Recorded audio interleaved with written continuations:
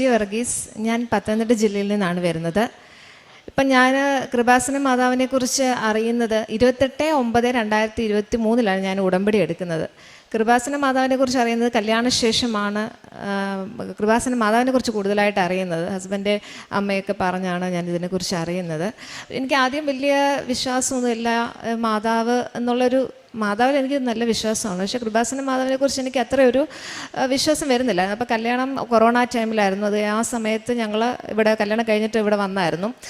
അന്ന് മാതാവിനെ കണ്ടു, പ്രാർത്ഥിച്ചു പോയി.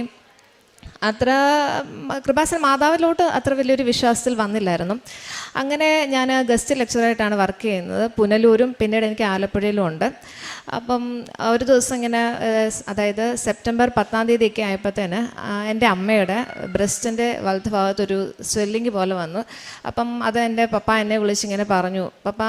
അവരെന്ന് പറയുന്നത് അങ്ങനെ ഹോസ്പിറ്റലിലൊന്നും പോയി എടുക്കുന്ന ഒരു വ്യക്തികളല്ലായിരുന്നു. അവർക്കിപ്പം പെട്ടെന്ന് ഇങ്ങനെ ഒരു കേട്ടപ്പോൾ തന്നെ ഒത്തിരി ഡെസ്പായിപ്പോയി. പപ്പ ഭയങ്കര കരച്ചിലും, പപ്പയും ആങ്ങളെയും മാത്രമേ ഉള്ളൂ വീട്ടിൽ. അപ്പം ഇങ്ങനെ വന്നു കഴിഞ്ഞപ്പോഴത്തേന് എന്നെ വിളിച്ച് പറഞ്ഞു. ഞാൻ ആകെ വല്ലാതായിപ്പോയി. അപ്പം ഞാൻ ആലപ്പുഴയിലായിരുന്നു, കോളേജിലിരിക്കലാണ് ഇങ്ങനെ പറഞ്ഞത്. അപ്പം അവർ ഹോസ്പിറ്റലിൽ പോയിട്ട് അപ്പം സ്കാൻ ചെയ്ത് നോക്കിയപ്പോഴത്തേന് അതിൽ ചില അബ്നോർമാലിറ്റീസ് ഉണ്ടെന്ന് ഇങ്ങനെ പറഞ്ഞു. അത് കേട്ടപ്പോഴത്തേന് എനിക്ക് എന്ത് പറയുന്നത്, ഞങ്ങൾ വല്ലാതായിപ്പോയി. പെട്ടെന്ന് ഞാൻ കോളേജിൽ നിന്ന് ഇവിടെ നിന്ന് ഇറങ്ങി കഴിഞ്ഞാൽ 6:45 വീട്ടിലെത്തുമ്പോൾ. അപ്പം ഞാൻ പെട്ടെന്ന് ഇത് കേട്ട് കഴിഞ്ഞപ്പോഴത്തേന് ഒന്നും ഞാൻ നോക്കിയില്ല. എന്താണെങ്കിലും ഞാൻ കൃപാസനത്തിൽ വന്നിട്ട് അമ്മയോട് പറഞ്ഞിട്ടേ പോകത്തുള്ളൂ എന്ന തീരുമാനത്തിൽ തന്നെ ഞാൻ അവിടുത്തെ കുട്ടികളോട് എങ്ങനെയാണ് ഇവിടെ എത്തിച്ചേരുന്നതിനെക്കുറിച്ചുള്ള ബസ്സിൻ്റെ കാര്യങ്ങളൊക്കെ ചോദിച്ചു. അങ്ങനെ ഞാൻ അന്ന് തന്നെ ഒരു 3:30 ആയപ്പോൾ ഞാൻ അവിടെ നിന്ന് തിരിച്ച് ഞാൻ ഇവിടെ എത്തി. മാതാവിൻ്റെ അടുത്ത് എൻ്റെ സകല സങ്കടങ്ങൾ ഞാൻ വന്ന് പറഞ്ഞു പോയി. അന്നേരം അവിടുത്തെ ഡോക്ടർ വേറൊരു ഡോക്ടറിനെ സജസ്റ്റ് ചെയ്തു. അഞ്ജന ആനന്ദ് എന്ന് പറഞ്ഞൊരു ഡോക്ടറിൻ്റെ ഇതിലോട്ട് സജസ്റ്റ് ചെയ്തു. അപ്പം പറഞ്ഞു ഇനി ഒരു സ്കാനിങ്ങോട് ചെയ്യണം എന്ന് പറഞ്ഞു. അപ്പം ഞാൻ പ്രാർത്ഥിച്ചിട്ട് പോയി, മാതാവേ ഒരു കുഴപ്പം ഉണ്ടാക്കരുതേ, എൻ്റെ അമ്മയ്ക്കൊരു കുഴപ്പം ഉണ്ടാക്കരുതേ. കാരണം വീട്ടിൽ അമ്മയാണ് എല്ലാ കാര്യങ്ങളും ചെയ്യുന്നത്. അപ്പം അങ്ങനെ ഞാൻ പ്രാർത്ഥിച്ചിട്ട് പോയി. അപ്പം വീണ്ടും സ്കാൻ്റെ റിപ്പോർട്ട് ചെയ്ത് കഴിഞ്ഞിട്ട് വന്നു കഴിഞ്ഞപ്പോൾ പറഞ്ഞു ഒരു കുഴപ്പവുമില്ല എന്നൊരിത് വന്ന്. തീർച്ചയായിട്ടും മാതാവിൻ്റെ അത്ഭുതവും അല്ലാതെ വേറെ ഒന്നും അതിന് പറയാനില്ല. പിന്നെ ആ സമയത്ത് തന്നെ അന്നേരം അത് ഓപ്പറേറ്റ് ചെയ്ത് കളയണമെന്ന് പറഞ്ഞു. അപ്പം ആ ഡോക്ടർ സത്യം പറഞ്ഞ ഈശോയായിട്ട് തന്നെയാണ് ആ ഒരു ഡോക്ടർ, അഞ്ജന ആനന്ദ് എന്ന് പറഞ്ഞ ഡോക്ടർ, മുത്തൂറ്റ് ഹോസ്പിറ്റലിലാണ് ഡോക്ടർ. മാതാവിൻ്റെ ഒരു യേശുനായിട്ട് കൂടെ വന്ന് അമ്മയുടെ ഓപ്പറേഷൻ നടത്തി. അന്നേരം ഓപ്പറേഷൻ നടത്തി കഴിഞ്ഞപ്പോഴും അമ്മയും ആങ്ങളെയും മാത്രമേ ഉള്ളായിരുന്നു വീട്ടിൽ. അപ്പം അവർക്ക് വേണ്ടിയിട്ടുള്ള എല്ലാ ഹെൽപ്പുകളും എനിക്ക് എപ്പോഴും പോയി അവരെ സഹായിക്കാനുള്ളൊരു ഇതില്ലായിരുന്നു.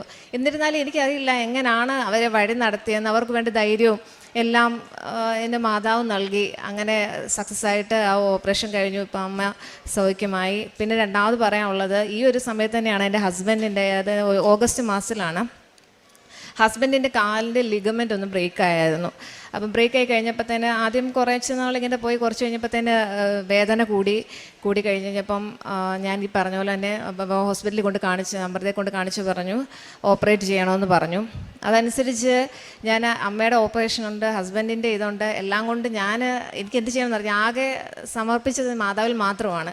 പിന്നെ ഞാൻ അതനുസരിച്ച് ഹസ്ബൻഡിൻ്റെ ഓപ്പറേഷൻ്റെ 2 ദിവസം മുമ്പ് ഞാൻ ഇവിടെ വന്ന് മാതാവിനോട് കരഞ്ഞ് പ്രാർത്ഥിച്ചു. മാതാവേ ഒരു കുഴപ്പവും വരുത്തരുതേ, സക്സസ് ആയിട്ട് തന്നെ ആ ഓപ്പറേഷൻ നടത്തി തരണേ, അതുപോലെ തന്നെ പഴയ പോലെ ബൈക്ക് ഓടിക്കാനുള്ള കൃപ നൽകണേന്ന് ഞാൻ കരഞ്ഞ് പ്രാർത്ഥിച്ചു. അതിൻ്റെ ഫലമായിട്ട് ഹസ്ബൻഡിൻ്റെ ഓപ്പറേഷൻ വളരെ സക്സസ്ഫുള്ളായിട്ട് നടക്കുകയും, അതുപോലെ തന്നെ ഒരു ഓഗസ്റ്റിലാണ് ഈ സംഭവം നടക്കുന്നത്. വളരെ പെട്ടെന്ന് ഏകദേശം ഡിസംബർ ആയപ്പോൾ തന്നെ ഹസ്ബൻഡ് സാധാരണ പോലെ ബൈക്ക് ഓടിക്കാനും കാർ ഓടിക്കാനും എല്ലാത്തിനും കാലെല്ലാം നല്ല ഇതായി. അത് മാതാവിന് ഒത്തിരി നന്ദി പറയുന്നു. പിന്നെ അടുത്ത സാക്ഷി എന്ന് പറയുന്നത് എൻ്റെ നാത്തൂൻ്റെ 2ാം വിവാഹത്തിന് വേണ്ടിയിട്ട് ഞാനൊരു നിയോഗം വെച്ചിരുന്നു. അത് എൻ്റെ ആദ്യത്തെ ഉടമ്പടി പുതുക്കിയ അന്ന് വൈകിട്ട് തന്നെ നല്ലൊരു ആലോചന വരികയും അത് ഏകദേശം ഉറപ്പിച്ചിരിക്കുകയാണ്. പിന്നെ പറയുന്നത് എൻ്റെ മോൻ്റെ ഒരു നിയോഗമായിരുന്നു. അതായത് അവന് ഇപ്പം പ്രാർത്ഥിക്കാൻ നേരത്തെ ഓടിച്ചേരാൻ നടക്കും, 3 വയസ്സേ ഉള്ളൂ. എന്നിരുന്നാലും പ്രാർത്ഥിക്കുന്നില്ല എന്നൊക്കെ ഇങ്ങനെ പറയുന്നത് കേൾക്കുമ്പോൾ എനിക്ക് ഭയങ്കരധികം വിഷമമായിരുന്നു. കാരണം അന്നേരം അതനുസരിച്ച് ഞാൻ മോനെ ഇന്ന് വൈകിട്ട് വിളിച്ച് കിടക്കുന്നതിന് മുമ്പായിട്ട് പ്രാർത്ഥിപ്പിച്ച് കിടക്കാനൊക്കെ തുടങ്ങി. അതിൽ സ്വർഗ്ഗസ്ഥനായ പിതാവേയും കൃപ നിറഞ്ഞ മറിയമ്മയൊക്കെ പറഞ്ഞ് പ്രാർത്ഥിച്ചിട്ടാണ് അവൻ ഇന്ന് കിടക്കുന്നത്. അതുപോലെ തന്നെ ഞാൻ ഒരു സ്വപ്നം കാണുകയുണ്ട്. അതായത് എനിക്ക് രാവിലെ എഴുന്നേൽക്കുമ്പോൾ ഭയങ്കര ടെൻഷനാണ്. ദൈവമേ, എന്നെക്കുറിച്ച് ആരെങ്കിലും എന്തെങ്കിലും കുറ്റം പറയും, എന്തിനാ അങ്ങനെ ടെൻഷൻ എടുക്കുന്നത് എനിക്ക് അറിഞ്ഞുകൂടാ. ഞാൻ മാനസികമായിട്ട് വളരെയധികം അങ്ങ് ഇതായി പോകുന്നൊരു അവസ്ഥയാണ്. അപ്പം ഇങ്ങനെ വന്ന് കഴിഞ്ഞപ്പോൾ തന്നെ എനിക്ക് ഒത്തിരി ഞാനങ്ങ് വല്ലാതായി പോവാണ്. കാരണം എനിക്ക് എന്നെ തന്നെ ഇതാവാൻ പറ്റാത്ത ഒരവസ്ഥയിലോട്ട് വന്നു. അപ്പം ഞാൻ മാതാവിനോട് പറഞ്ഞു, ഇവിടെ വന്ന് പ്രാർത്ഥിച്ച ശേഷം മാതാവിനോട് പറഞ്ഞു, മാതാവ് എന്തെങ്കിലും ഒരു വഴി എനിക്ക് തുറന്നു തരണേ, എനിക്കിങ്ങനെ മുന്നോട്ട് പോകാൻ പറ്റുന്നില്ല, എന്തോ കാര്യമൊന്നും എനിക്ക് അറിഞ്ഞുകൂടാ. അങ്ങനെ ഞാൻ അതനുസരിച്ച് അന്ന് വൈകിട്ട് ഞാനൊരു സ്വപ്നം കാണുകയാണ്. അതായത് ഞാൻ ഒരു കമ്പിയുടെ മണ്ടയ്ക്ക് ഇങ്ങനെ ഇരിക്കുന്നു. അപ്പം എൻ്റെ അപ്പുറത്ത് വേറൊരു സ്ത്രീയുണ്ട്. അപ്പം ദാണ്ടെ ഒരു പിങ്ക് കളറിലൊരു തലയണ പോലുള്ള കുറേ സംഭവങ്ങൾ ഇങ്ങനെ ആകാശത്തോട്ട് പറന്ന് വരികയാണ്. ഇത്ര ഉയരത്തിലങ്ങാണ്ട് ഞാൻ ഇരിക്കുന്നത്.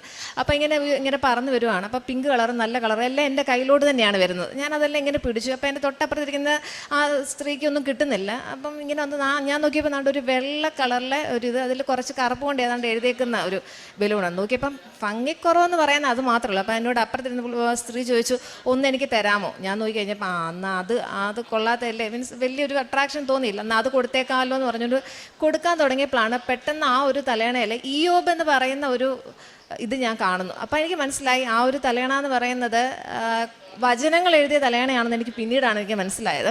അപ്പം അത് കൊടുത്തു കഴിഞ്ഞ് ആ സ്ത്രീയുടെ ഞാൻ കൊടുത്തു. പിന്നെ പെട്ടെന്ന് ഞാനതങ്ങ് വാങ്ങിച്ചു. ഞാൻ പറഞ്ഞു, പകരം ഞാൻ ഈ പിങ്ക് കളറിലെ ആ ഒരു ഇത് തരാമെന്ന് പറഞ്ഞു ഞാനത് കൊടുത്തു കഴിഞ്ഞിട്ട് ഞാൻ അവിടുന്ന് ഇറങ്ങി. അപ്പം ഞാൻ പുനലൂർ പോകുന്ന കളിക്കാവള എന്ന് പറഞ്ഞൊരു ബസ്സിനാണ് സാധാരണ എപ്പോഴും പൊയ്ക്കൊണ്ടിരിക്കുന്നത്. നോക്കിയപ്പോൾ ആ ബസ് പോകുന്നു. അപ്പം ഞാൻ അവിടുന്ന് ചാടി ഇറങ്ങിയിട്ട് ബസ്സിന് പുറകെ ഓടിക്കഴിഞ്ഞപ്പോഴത്തേന് നോക്കിയപ്പോൾ എന്നെക്കാട്ടി സ്പീഡിൽ ബസ് പോകുന്നു.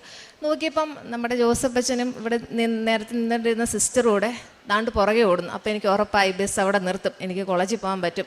അപ്പം അന്നേരം ഈ അച്ഛനെ ഓടുന്നുണ്ട്. അപ്പം എനിക്ക് ഉറപ്പായി ബസ് നിർത്തുമെന്ന്.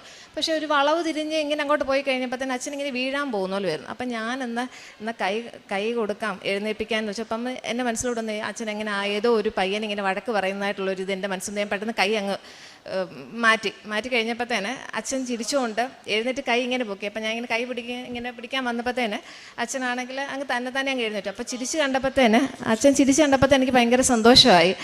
അപ്പം അച്ഛനോട് എൻ്റെ വിഷമം പറയാമല്ലോ എന്ന രീതിയിൽ ഞാൻ അച്ഛനോട് ഇങ്ങനെ പറയാം, അച്ഛൻ എനിക്കൊരു കാര്യം പറയാനുണ്ട്, അത്രയും മാത്രമേ ഞാൻ കാണുന്നുള്ളൂ. അത് കഴിഞ്ഞപ്പോൾ തന്നെ ഞാൻ ഉണർന്നു. എനിക്ക് പിന്നെ ആ ഒരു സ്വപ്നത്തിൻ്റെ കണ്ടിന്യൂഷൻ എനിക്ക് കിട്ടിയിട്ടില്ല.